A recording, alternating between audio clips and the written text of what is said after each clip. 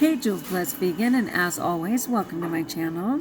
And for those of you who are new, I know you can benefit. So I have this article about the monkey mind, and I've referenced the monkey mind. I heard about it from Tame, who is a social media phenom on every platform. And she references the monkey mind, but I had never heard of it. So as is so often the case, when I hear something for the first time, I am sure that it has just arrived on the planet and that nobody's ever heard of it.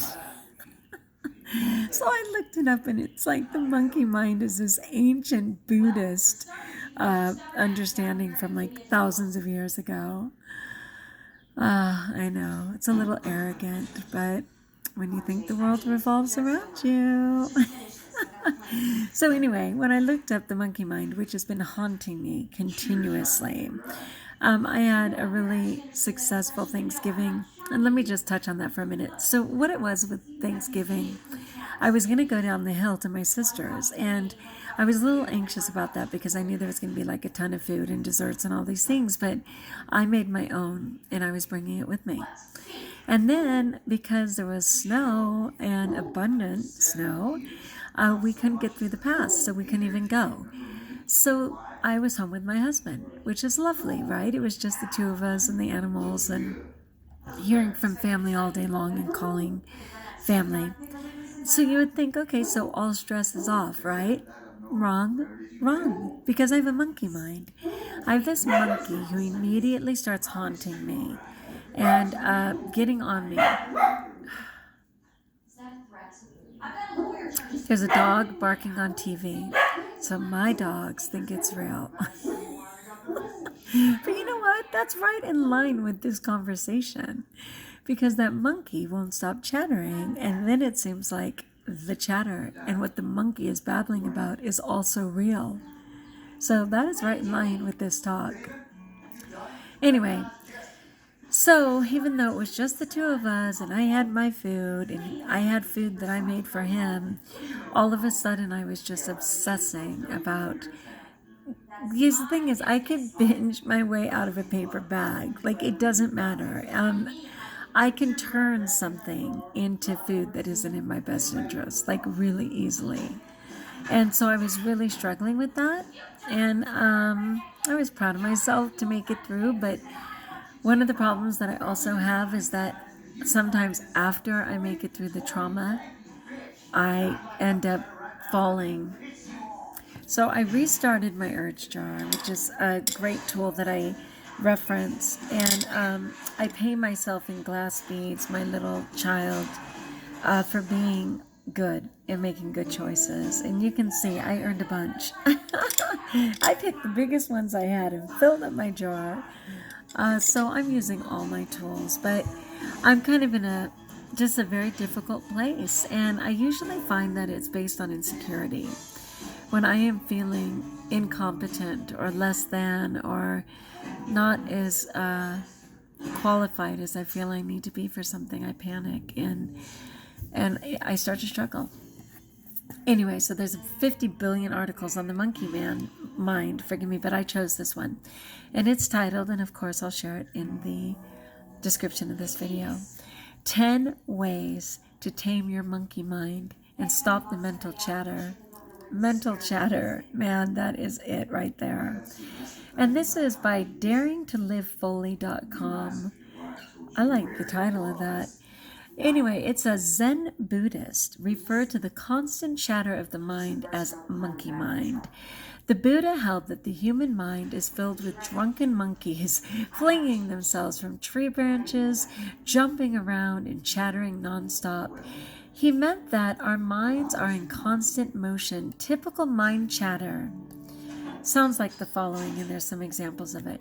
Your mind reading off a laundry list of to-do items. Your mind listing fears, both real and imagined. Your mind recalling hurtful things that have happened in the past. Your mind judging the present. Your mind creating catastrophic what-if scenarios of the future. Just a small example. It says, as a result of this monkey mind, it's nearly impossible to slow down and enjoy the present. In addition, all that negativity affects our mood, making us unhappy, angry, restless, and anxious. It hampers our ability to concentrate. It has a negative impact on our behavior, and it interferes with our ability to have positive interactions with others. It's also very stressful to have a barrel of monkeys screeching in our head all day long. The good news is that there are ways to get the monkey mind to calm down. And of course, you're not expected to even try and implement all of these. There's 10, but even if 1 or 2 helped, I need help. I need help right now. I'm not kidding you. Especially at the holidays, every conflict I have with food is so exaggerated. And it's very difficult, and I become super critical because I grew up in a critical environment about food, right? With just, the list is too long. I'm not going to go there. Let me stay with this, but trust me, I get in really dark places, and it's all about food. And I'm sorry, because, I was thinking, at this time of year, especially since we had a snowstorm, which is just basically unheard of in the high desert, and I thought, what about those people who are living under the bridges? What about the people who are in their car with their little kids? What about those people? I cooked a turkey and brought it to church for people in need, but that's one meal, right? And I thought, people can't pay their bills. They have their power shut off. They're living alone with no one to help them. They can't get their medication. There's all these things. And my biggest concern is food and whether I'm going to consume it or not. That's pretty tragic. But I'm not going to put myself down for that because it is real for me. We all have struggles. But what I'm wondering is I'm going to talk to God more about it and just say, Father, what is the deal? What is the end game on that? Because again, like I shared the other day when I was being criticized for saying Snoop Dogg was amazing for his random act of kindness. And, just understanding that at the end of my life, it's going to be acts of kindness, not what food I ate. Anyway, though, so taming your monkey mind will do all of the following for you. It will give you clarity of mind. It will allow you to focus on the present and on the task at hand. It will improve the quality of your sleep. It will increase your sense of calm and well-being, and it'll make you happier. Straight up. So it says, let's get to it. Below, you'll discover 10 ways to tame your monkey mind and stop mental chatter. Number 1, know that your monkey mind can be tamed. Just know that that's a choice. The first step in your quest is to calm your monkey mind and to know that it's possible to do so. It's very likely that up until this point, you've allowed your monkey mind to run wild. But now you're going to put an end to that. After all, your thoughts don't rule you. You rule your thoughts, right? Ideally. Number 2, talk to your monkey mind. When your monkey mind is in full swing, calm it down by having a conversation with it. Stop for a moment and listen to what your monkey mind is saying. Why is it upset? What's all the ruckus about? Then do the following. Is your monkey mind trying to remind you of something that needs to be done? So you've asked yourself, don't let me forget. Is that monkey mind letting you know? If so, make a note and schedule the item so that the monkey mind doesn't need to worry about it anymore. So the monkey mind can actually be a friend or an asset. Is your monkey mind anxious about something in the future? Reassure your monkey mind that everything is going to be fine. Conduct a worst case scenario with your monkey mind and come up with a contingency plan. And then part 3, is your monkey mind voicing resentment over something that happened in the past? Realize that you need to create an action plan for dealing with your past so that the monkey mind stops bringing it up. I decided today that I was going to friend that monkey mind. We were out shopping and I was looking around for a monkey. And I thought, you know what, I'm going to get a little monkey. And I'm going to say, guess what, monkey? I'm here for you. Because I think much like the urge jar, where this is that primal little kid who is in a panic and want to be appeased, that little monkey wants to be comforted. And I'm going to be friends with that monkey. That's my plan. All right, so sometimes your monkey mind just needs to be heard. Once it feels that it's been allowed to voice its grievance or concerns, it'll settle down. That's true for all people. Number 3, establish a journaling practice. This is similar to the point above, but it's more deliberate. By establishing a regular journaling practice, you'll be setting aside a window of time each day to specifically address your monkey mind's concerns. Do the following. Let your monkey mind know that every moment you're going to give 15 to 20 minutes for it to just run amok. During this time, write down what you're thinking, what you're feeling, and anything that you're worried about. Do this for the amount of time that you've allotted to journaling, and then stop. It doesn't get to play all day. Once the time is up, let your monkey mind know that it's had its say for the day, and that you will not pay attention to anything else it says until the next day's journaling session. I love that. I have a journal for food and stuff, but not for my monkey. I'm going to consider this one. Then keep your word. If your monkey mind starts screeching at any other time during the day, refuse to place your attention on whatever thoughts the monkey mind is generating. Tell your monkey mind the following. Your session for today is over. Wait until tomorrow's session. I'll listen to you then. Soon your monkey mind will realize it's completely futile to make a fuss at any other time except for during journaling. Okay, I'm in love with that idea. I am. Because I seriously need some tools, and this sounds like a good one. Number 4, meditate. And I know for Tanny Ross, she calls it thinkitate. She wants to actively participate in that process. But meditating is the most effective technique you can use to calm your monkey mind. By meditating, you'll be training your mind to become still, and you'll be regaining power and control over your thoughts. If you create a daily practice of meditation, you'll become skilled at quieting your mind and at silencing the monkey mind at will.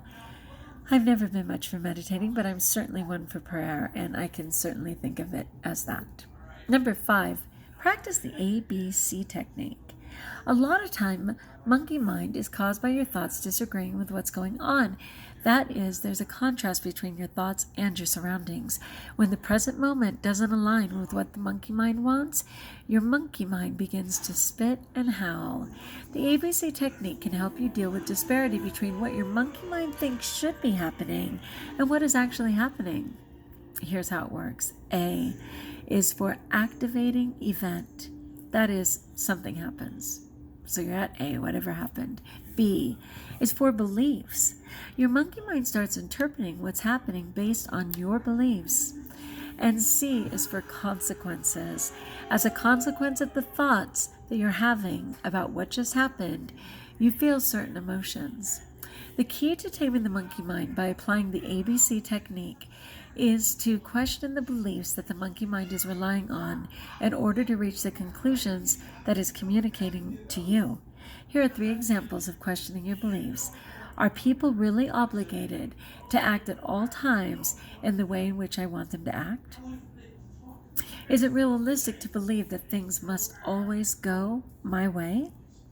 Is it true that I have to perform well at all times?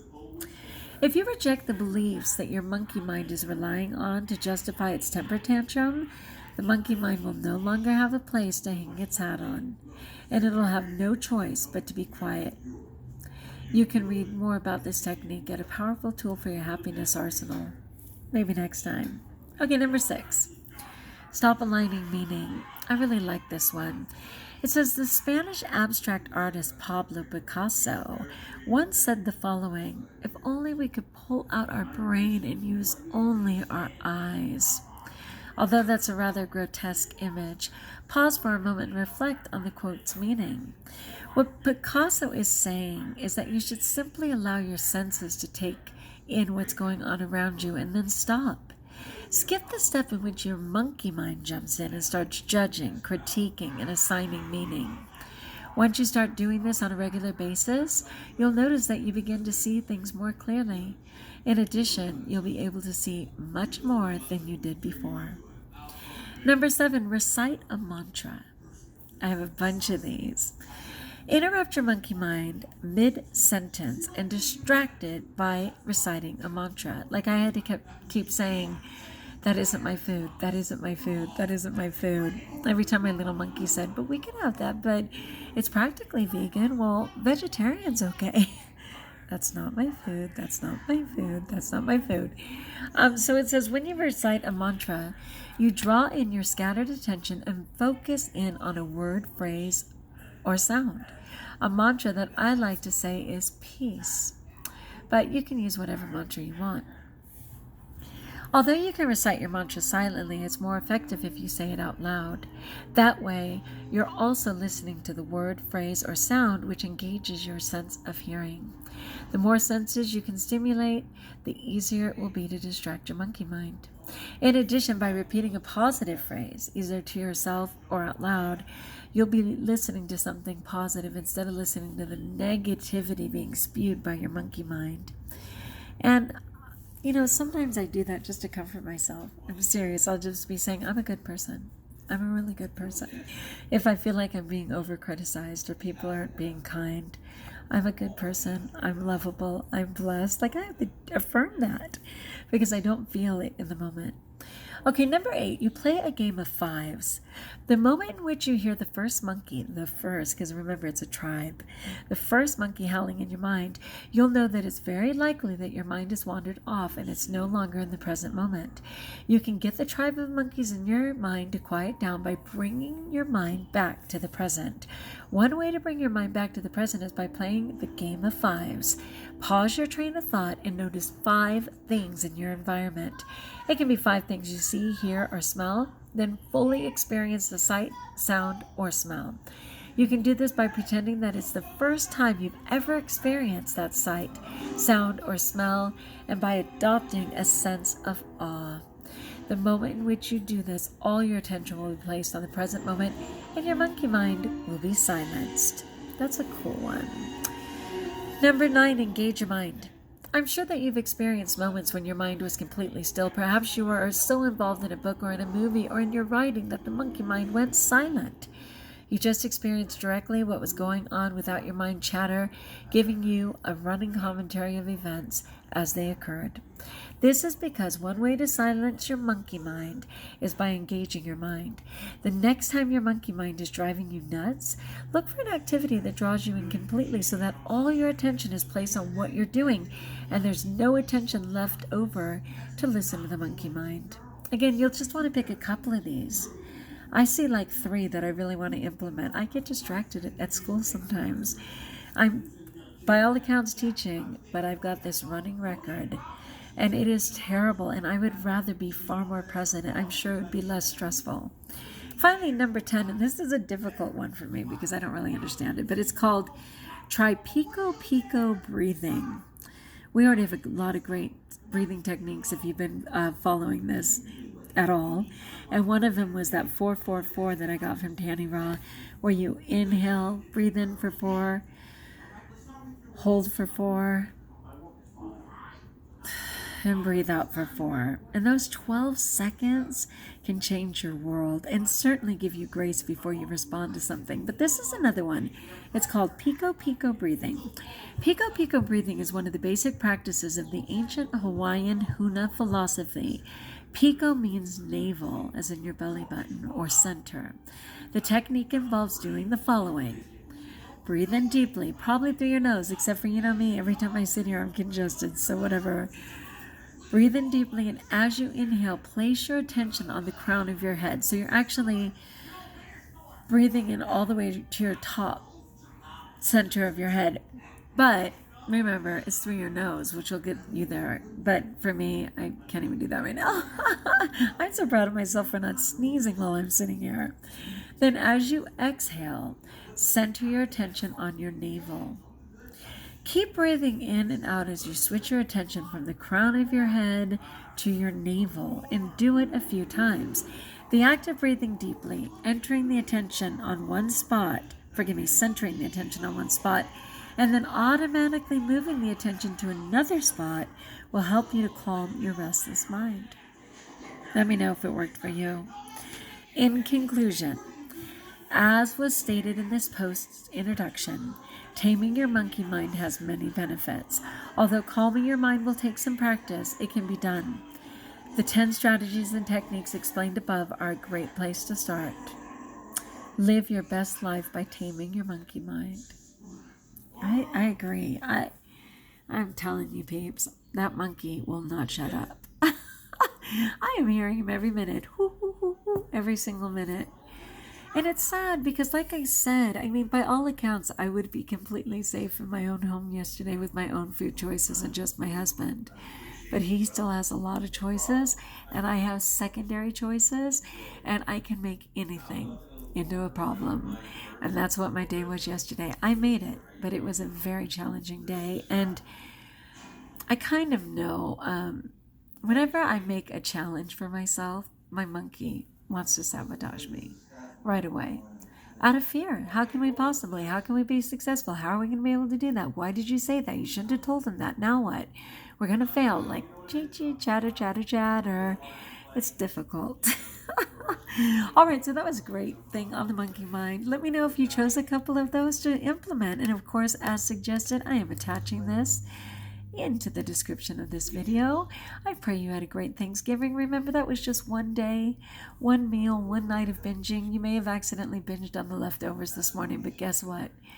Every bite is a fresh start. Every day is a new opportunity for success and a chance for you to know why you're worth it. God made you. You're on the planet. That alone makes you worthy. Now decide how you can honor that gift, the gift of you. All right, like if you like, join us if you haven't, subscribe. And until we talk again, best of all, trust that you're blessed.